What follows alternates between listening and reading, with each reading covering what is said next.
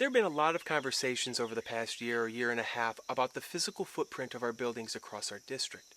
This has been mostly brought on by a requirement to participate in a district-wide assessment of our facilities with the Ohio Schools Facilities Commission. And as you may be aware, Athens City Schools have roughly 2,600 K-12 students across 6 buildings. We have 4 K-6 buildings. There's 3 in Athens City and 1 in the Plains, a middle school with grades 7 and 8, and a 9 to 12 high school. Our pre-K program is in a separate building in Chansey. Now, our district is working with a group called Shore Architects on developing plans for our various buildings. We're getting to the point now where the details are starting to emerge, which I believe are needed for us to have productive conversations moving forward. So back on June 15th, the architects gave a presentation to the school board. In this conversation, and there was one the week before, they explored both renovating the high school and rebuilding the high school. There's a formula that the state uses to assess whether they recommend renovating or rebuilding schools. And you may have heard this referred to as the 2/3 rule. So, if a building renovation costs 66% of the cost to build a new school, the state recommends a new build as they view it as a more efficient use of funds.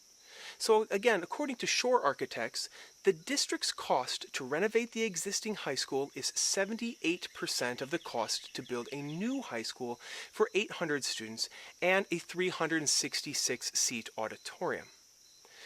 Now, the cost to either renovate or build new is shared with the state, and it's at a percentage that we're locked into for this particular planning process. Currently, our district share is 68%, with the state putting in 32%. Now, the renovation process has a lot of moving parts. So the renovation itself, obviously, but also managing the displacement of our students during the renovation. So where do they go when the building is being renovated? Some people call these spaces trailers, and the architects are calling them modulars, but in any regard, that comes at a cost as well, at $1.6 million if we choose to renovate. So, the total share for our district to renovate the high school, according to Shore Architects, is just under $19.5 million. The cost for a new high school to the district is just under $25 million. And again, these are all numbers that are supplied to us by the architectural firm. Now, our high school was built back in 1968, making it nearly 50 years old. I asked the architects what the estimated life of complete renovations would be versus a new build. And they replied that with renovations, you could potentially get 30 to 40 more years out of that building, and a new build would get you approximately 50 to 70. Now, the firm also explored trying to save cost by keeping our current auditorium rather than building a new one, as the state does not fund those types of spaces. It might seem ridiculous, but the state views auditoriums as excess space, and because they're not in constant use.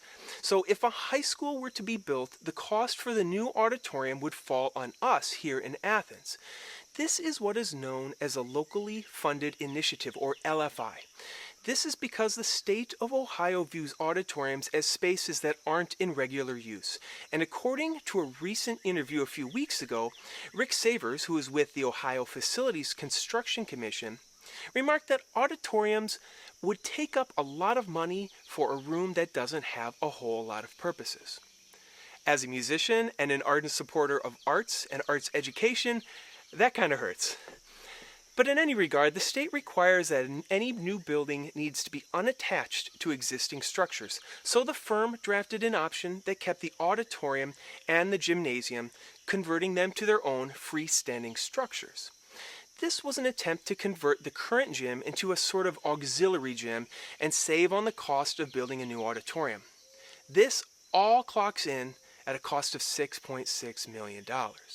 Now, all of this being said, the high school is just one piece of a larger challenge that our district faces.